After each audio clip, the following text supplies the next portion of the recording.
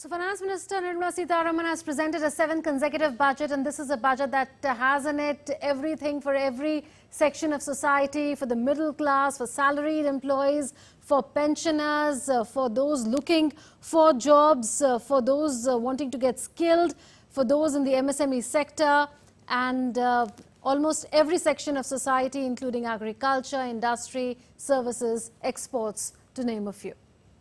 Indeed, so she focused on 4 broad themes. As Munmun said, employment, skilling, the micro, medium and small industries or enterprises, and last but not the least, the middle class. And this under the rubric or overarching theme of the 4 key stakeholders: youth, women, the poor and farmer. And she began in fact by talking about how India is a quote-unquote shining exception given the crises buffeting large parts of the world, but India's growth in particular remains steady and looks promising going forward as well. Absolutely, and we have to show to you the budget highlights now 2024-25. So let's get started. These are the key highlights. The budget is focused on poor, women, youth as well as farmers. Up to 10 lakh rupees higher education loan has been announced for colleges in India. Besides that, working women hostels will be opened and 20 lakh youth will be skilled in the next 5 years.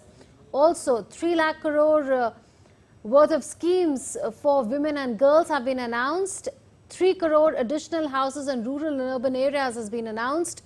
New 109 high-yielding and climate-resilient varieties of 32 field and cultivation crops will be released for farmers, she said.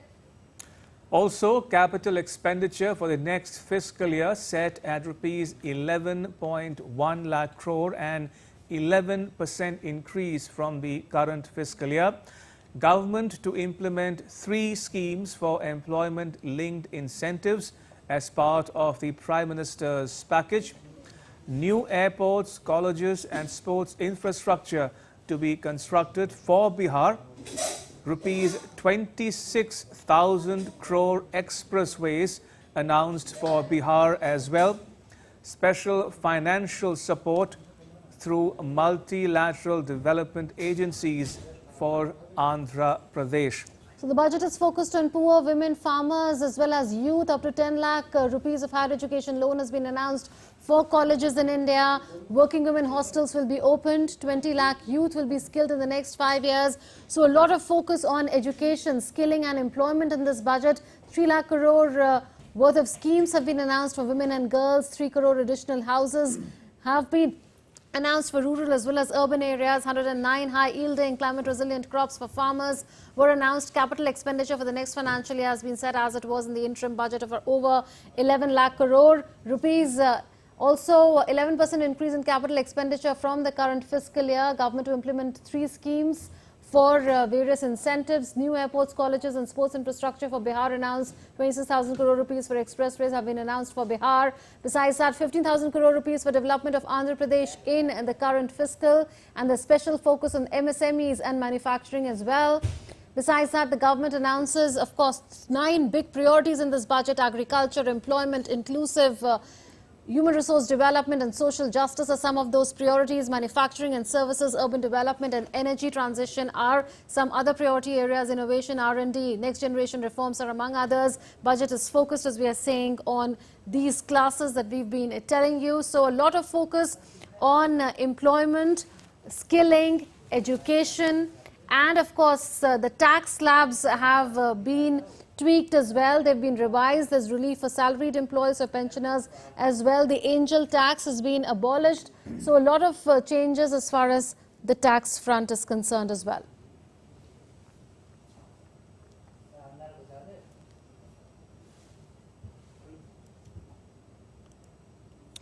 So the Finance Minister has revised tax slabs under the new regime. We'll tell you more about it. In fact, they've been made more attractive for people because the standard deduction has been increased from 50,000 rupees to 75,000 rupees now, to name a few of the changes that have been announced.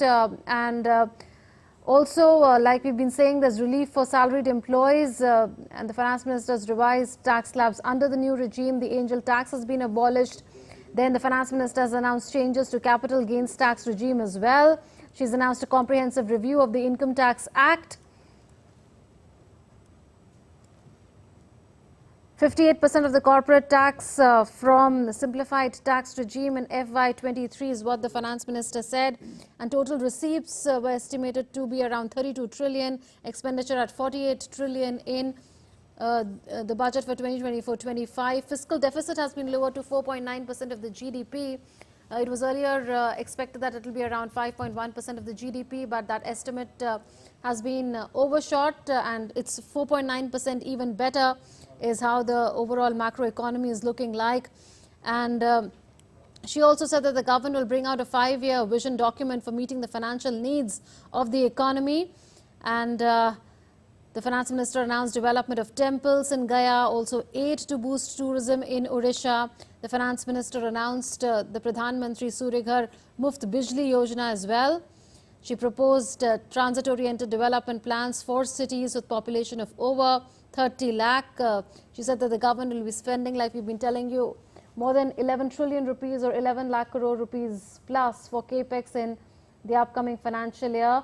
Mudra loans limit has been enhanced to 20 lakh rupees from 10 lakh rupees in good news for small-time entrepreneurs. Also, the finance minister announced $2.2 trillion rupees push to make urban housing more affordable. And there were announcements to the effect of hostels for working women, internship opportunities to 1 crore youth in top 500 companies. She spoke of how 100 branches of India Post Payments Bank will be set up in the northeast. So a whole lot of announcements. So this budget has on expected lines a big boost to employment in particular, and also to education and skilling, and relief for all segments of society, it seems, particularly the lower income brackets and the middle income brackets. Right, so if you're just joining us, India's Finance Minister Nirmala Sitharaman has just finished presenting budget for 2024-2025. She spoke for about 1 hour and 23 odd minutes, 83 minutes in all, in which she covered the length and breadth of government's fiscal policy and economic priorities, including, as we mentioned before, the 4 broad themes of employment, skilling, micro, small and medium enterprises, and the middle class. This within the rubric of focusing on the 4 key stakeholders for the government, which are the youth, women, the poor and farmers. She says India remains a quote-unquote shining exception at a time when many countries around the world are buffeted by multiple crises, but inflation in India in particular has remained, again I'm quoting her here, low, stable and moving towards the target of 4%. She spoke about the farm sector. She spoke about how the government has continued to extend free ration to millions of people throughout the country. The employment linked incentives were also dwelt at some length in her budget speech, in addition to skilling opportunities for first-time employees in collaboration with the states and the industry in particular. She spoke about how the states have a major role to play in India's economic growth, in which she spoke about the southern Indian states as well, including Andhra Pradesh and the northern Indian state of Bihar as well.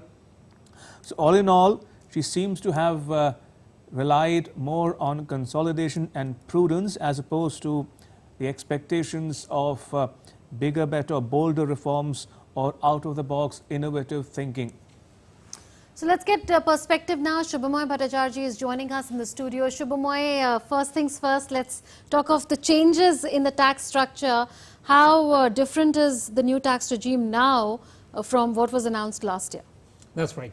So the budget, the new tax regime that had come in 2021 budget, 2023. No, the new tax regime was announced in the 2021, then it became the default one in 2023 as the default option. So now, as the finance minister said, that the scheme has actually garnered the traction which the finance ministry was looking for in terms of people opting for it. So what is the thing that's changing? Well, the basic thing that changes out here is, first of all, the standard deduction that applies across the board for everybody. That goes up from 50,000 to 75,000. So that's immediately, that means your calculation changes. What does it next change? Well, the next change that comes along is that the tax slabs have got progressively pushed up. So at every range, 0 to 3, 0 to 3 lakh, 3 to 7, 7 to 15, the rates have moved up, as you were showing on your screen. So this means that the slabs are now better. So everybody correspondingly will be able to now, I mean, I'm sure everyone is right now, the salaried employees are trying to calculate that what will be their tax regime that they will be getting along. Now that's a very important part. So obviously that is something which the middle class looks at. And that, I think, is something which is significant, more significant and most significant. A very important change that has been changed is for the corporate, the companies coming from abroad, multinationals, the tax rate has been reduced to 35%. That's a very important tax change, because that is actually an FDI aggregative change. I mean, the rates for companies coming from abroad was almost about 42%. It's come down to 35%. Huge change there. So those are the changes that actually makes for people getting more employment. As you know, most of the major investment ideas that we are getting now in different sectors, like ranging from semiconductors to critical minerals to anything else, is coming from the companies coming from abroad. So tax change, bringing them better for them, was actually something which was very important. The salary structure was something that people were looking at. It will all depend on, you know, what it does is that it makes the finance minister's life easier. She doesn't have to make any provision for exemptions, you know, that under ATC, ATD, you know, changes. For instance, there was one provision that was being expected, that health insurance benefit will change. Of course, I haven't read the full details. It could be there in the supportive documents, but I would expect that those have not been changed, otherwise she would have flagged it. But what she has done is she has changed the basic rates, raising them all up, making them all much more So softer who stands for the benefit the most? Do the lower income brackets stand to benefit the most? Yes, because anybody who's now joining the salaried, the new tax system, it was actually 750. It now goes up to almost 8 lakh. So up to 8 lakh, actually, you don't pay any income tax. That's an important part. It was 750, including the standard deduction. It now goes up to 775. And if you look at, I mean, other couple of benefits that comes along, it goes closer to 8 lakh. So that's an important thing. So that means almost till 8 lakh annual income, there's no income tax. That's a very major change. And if we look at the median income of the salaried people, then you find that there are below 10 lakh is actually where the most action lies. So there we are actually talking about very substantive changes. Remember, this is a quieter part of the population. The population which usually puts their voice out loud on Twitter and other places are the people who are, you know, the higher income brackets. And they would say, okay, fine, I've got something, but like obviously it could have been better and richer. But that's something that the finance minister, as she was saying in her tax calculation, that it already, despite, I mean, even with this, the outgo is something like 30,000 crore. And so she has had to budget, she's had to balance. The change that will be roiling the market, and I'm shifting here slightly from the income tax to the capital gains. The capital gains, short-term gain structure has changed, and that is a very major change.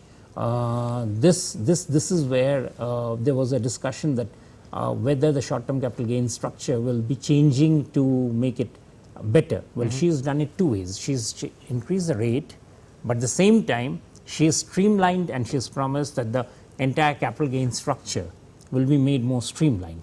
Now, what you will get to see is that in the markets, everyone will be reading those changes. That how does it change the capital gain structure? Mr. Bharati, there we go. The new tax regime that you were talking about. It's 0% in the 0 to 3 lakh rupee bracket, 10% between 3 and 7 lakh rupees, 15% between 7 and 10 lakh rupees, again 15% it's actually up to 12 lakh rupees. 10 to 12 lakh rupees, and 20% between 12 and 15 lakh rupees, and 30% tax slab for above 15 lakh rupees. Yeah. That's the breakup insofar as the new tax regime that Mr. Bhattacharya was talking about. And what you notice is that essentially the higher income tax rates kick in above 15 lakh rupees. So I was saying that above up to about almost like 8 lakh rupees, you essentially don't end up paying any tax. Right. Because with the exemptions and other things, you actually are in a far better position.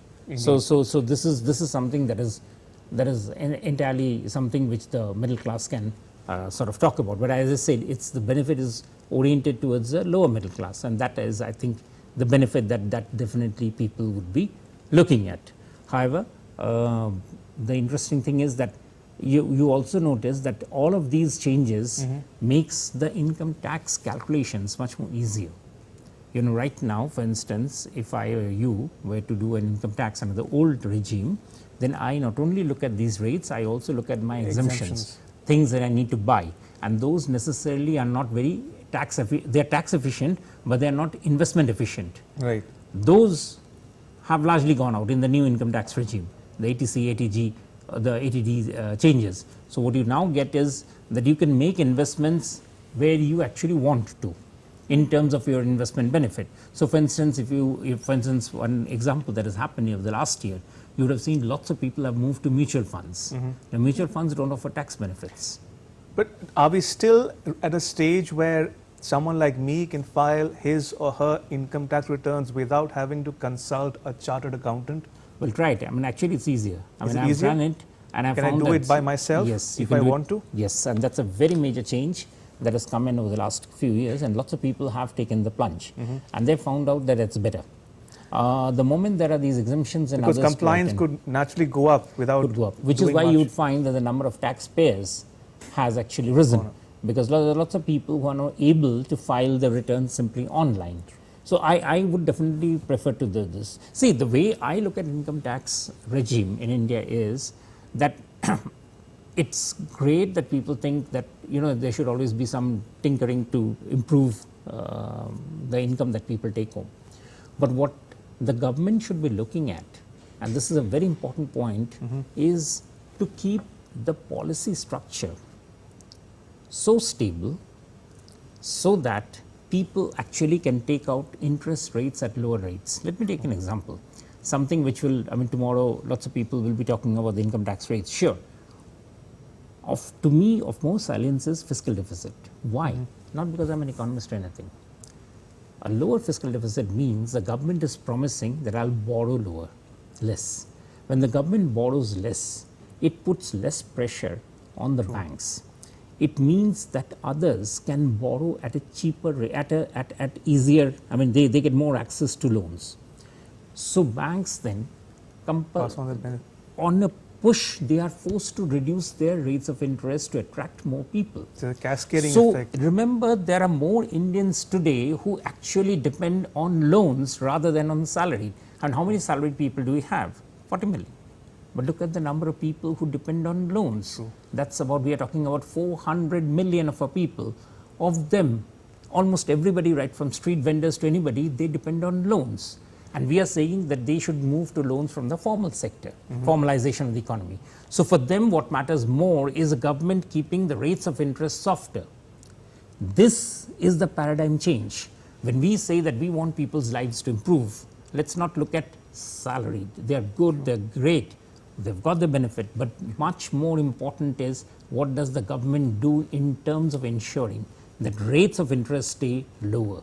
And rates of interest can only stay lower if the government borrows less. That, I think, is a very major thing. Fiscal deficit is not about economists to talk about, but for poor people to actually look at that number and to see what are my chances of getting loans at a softer rate of interest.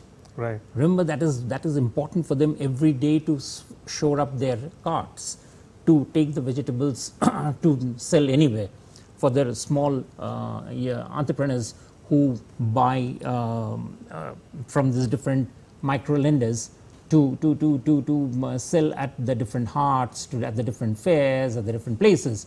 For them, that rate of interest is so important. And that rate of interest becomes softer only if the government decides to do its homework of ensuring that it doesn't borrow more. Right. And when I mean the government, I mean the central government as well as state governments. They should not borrow more. Once they start borrowing more, then The again deficit goes the up. money, yes. And what happens is, it's good money for the middle class, but it's bad condition for the poorer people. So the poorer people actually get hurt. Right. They won't get salary and income, but they will actually benefit by getting lower rates, softer rates of interest. Indeed. To me, I would say any day I would prefer that. Sure. Yes. Why don't we just for a moment go across to our colleague Shyama Mishra, who is standing by in Mumbai for the latest after the presentation of India's budget. Shyama, are you with us? Can you hear us?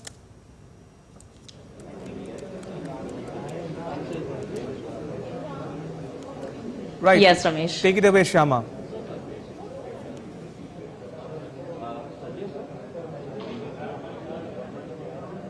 Well, Ramesh, we have heard the finance minister spelling it all out, and some of the points, some of the announcements were on the expected path, and some were delightful surprises. The markets have also reacted, but there was a knee-jerk reaction, and markets are mostly back on track. We have Sanjeev Saraf with us. He is the Joint Managing Director of Bank of Baroda Capital Markets. So you're an expert on markets. You've seen the markets going from 1,000 points down to now coming back to somewhat in the green zone. How did you see this, and how would you say about the budget? A budget is for the government to see how the fiscal consolidation path is looked at. When you look at the markets react from the investors' perspective, the taxpayers react from the tax perspective, but it's important that the economy is looked into it. If you are at 4.9% fiscal deficit and you are targeting 4.5%, that speaks volumes for the tenacity and the kind of resilience that our economy has. I would compliment the government for giving us a budget which is stabilized at 11.1 lakh crores of capex. A capex-led growth leads to consumption, and then you see the long-term results. That's the reason why the markets have reacted today badly. At a 1% down, when the announcements are made, it's now at 0.5%. So let's not look at the 12.5% LTCG as one negative aspect. There are other aspects on energy security, on MSC funding, the banking consolidation, the future reforms. I think on an overall basis, the budget is a very, very strong and stable budget. Yeah. Like you were mentioning, there are various aspects, and Finance Minister has also listed out the 9 priorities. In these, mostly the entire India's economy has been covered. How did you like the layout and the simplification of this particular budget? Oh, lovely. I think we have seen over the last 10 years now how the government is not just thinking of the current year's budget. They're looking at the 5-year budget. If you look at the strong structural reforms that the Finance Minister has put in, that we will plan, we will prepare a paper, we'll prepare a dossier, how the manufacturing industry or the services industry has to move, especially in the financial services. He has said a particular document has to come, because the financial services impacts all other industries. I would say from that aspect, and the MSME, the employment, I think very fundamental steps have been taken to create a foundation which has already been done for the last 10 years, but I would say that for the next 5 years, something important. So I would say, let's not look at knee-jerk reaction for budgets. We should look at budget as fiscal consolidation path, and I'm very happy to say that with a 4.5% is the most important point that the Finance Minister has delivered. Fantastic. All right. So, Ramesh, the industry experts are looking happy, and this goes for a lot of industry experts, industry sectors, industry players that are saying, that are giving, a good mark, 10 out of 10. Some people are giving it this particular budget, and we are also understanding that the entire particular holistic, this is a holistic approach, and the entire, the yuva, the farmer, women, poor, everyone has been encompassed, and with the thrust on skilling, employment opportunities, this is going to be a game changer. Back to you. Right, Shyama, thank you so much for that input. Munmun, big thumbs up from the Indian industry in Mumbai in particular. No, absolutely. Like you were saying, the most important part was the way fiscal deficit is being curtailed. But yes, you wanted to say something. Also wanted to ask you whether, the budget has met expectations on skilling and employment and education. These were the aspects that were getting a lot of attention ahead of the budget. Absolutely, Munmun. And it's so important that you talked about this, because I'm looking at a particular page which everybody should look at. This is page 31 of the speech. Okay. Now, this is the Prime Minister's package for employment and skilling. It comes in the appendix. So, let me read it out. And I wish it's also flagged on the screen. So, there are, and this needs to be understood carefully, the employment linked incentives. The first is the scheme A for the first timers. The central outlay will be 23,000 crore. The beneficiaries will be 2.1 crore. The duration will be for, expenditure duration will be for 3 years. The scheme B, which is the bulk hiring of first timers in manufacturing, the central outlay is 52,000 crore. The beneficiaries are 30 lakh. This is expenditure duration for 6 years. The scheme C, which is for job creation, there's another 32,000 crore there. The beneficiaries are about 50 lakh. It goes up, the expenditure duration is 6 years. Then there is an internship program. These were all announced in the budget. So I'm just spelling out from the chart. The internship program, the central outlay is 19,000 crore. The beneficiary is 30 lakh. The internship program phase 2 is another 4,000 crore. And the beneficiaries are expected to be about 70 lakh. So how many beneficiaries we're talking about? According to the budget, 4.1 crore, 410 lakh. The central outlay, 2 trillion. What is it essentially saying for the scheme A, for the first timers, for instance? Let's say it will be given 1 month's wage as subsidy, minimum 15,000. It will be applicable for all sectors. The first timers will have a learning curve before they become fully productive. So subsidy is to assist the employers and employee in the hiring of first timers, which means that the employee comes in and obviously the first stage she or he isn't able to do work. So there's a first month subsidy of 15,000 that is being provided per employee. I think that's a minimum. It's up to 1 lakh also. Yeah, so it's 15, no, the maximum is 15,000 rupees that will be given. But imagine the employee coming in and the first month's salary is being given by the government. That fine, train up this person. After that, the employer's expenditure starts. So they get that leeway time to give that time to the employee to be able to scale up. There's a scheme A. Now it's applicable to all persons who are entering the workforce, the newly entering workforce with a wage salary of less than rupees 1 lakh per month, which is actually what we are talking about, the new entrants. The subsidy will be paid to the employee in 3 installments. And the only thing is that the employee must undergo compulsory online financial literacy. So her or his incentive to improve is going up. What the scheme B saying? It will be applicable for substantial hiring of first-time employees in the manufacturing sector. So this is part for the employers. And what is it saying? So one is for the employees, and for that the government is going to pay 23,000. Now for the employers, what is it saying? That it will be for all employers which are corporate entities and those who are non-corporate entities with a 3-year track record, they must hire at least 50 or more employees.